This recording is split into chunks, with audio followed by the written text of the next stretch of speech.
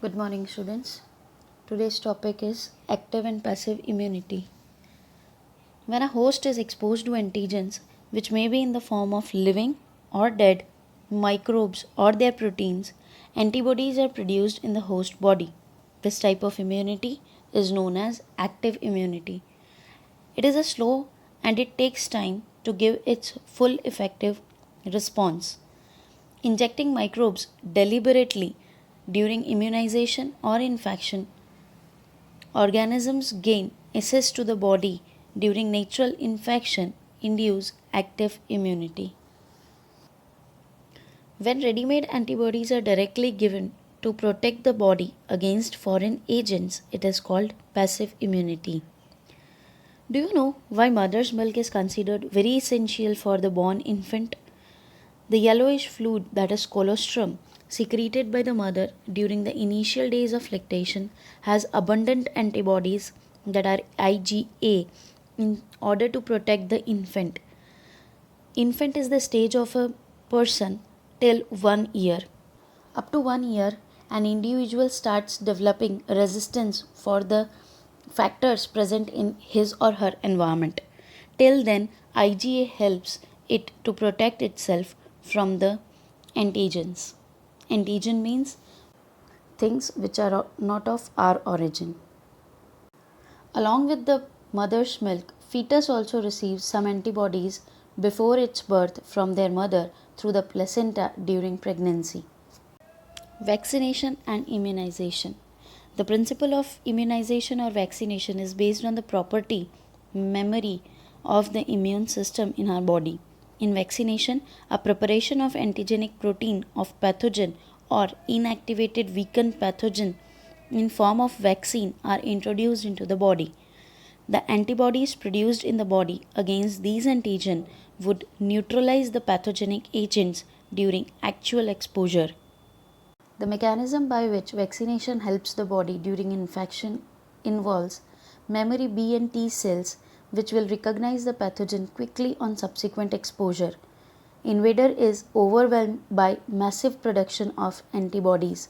This is also known as active immunization. Since we have studied that second exposure is always a hyper one, so second response in form of vaccine will result in a anamnestic response.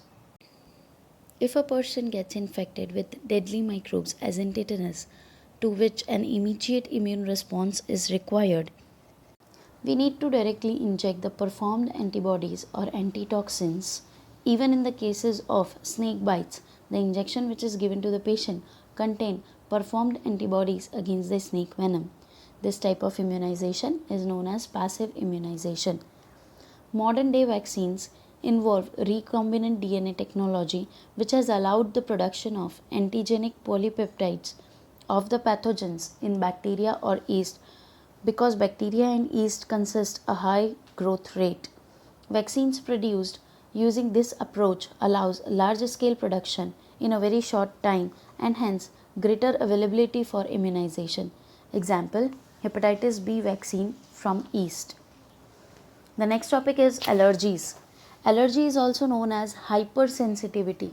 Hyper means more than usual sensitivity. So, if a person shows sensitivity more than the usual one, then it is known as allergic response.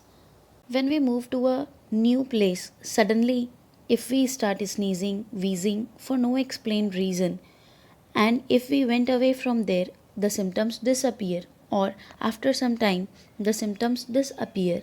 So, we are confused that what happened to us. Some of us are sensitive to some particles in the environment. The above mentioned reaction could be because of the allergy to pollen, mites, etc., which are different in different places. Exaggerated response of the immune system to certain antigens present in the environment is called allergy.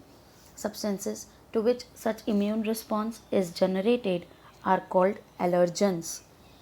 IgE type of antibodies are involved in allergic reactions.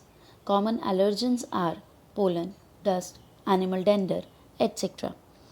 Many of the food items also be allergic to some persons. Symptoms include sneezing, watery eyes, running nose, difficulty in breathing, rashes, etc. The symptoms first gradually increases and then they start gradually decreasing by the disappearance of the allergen.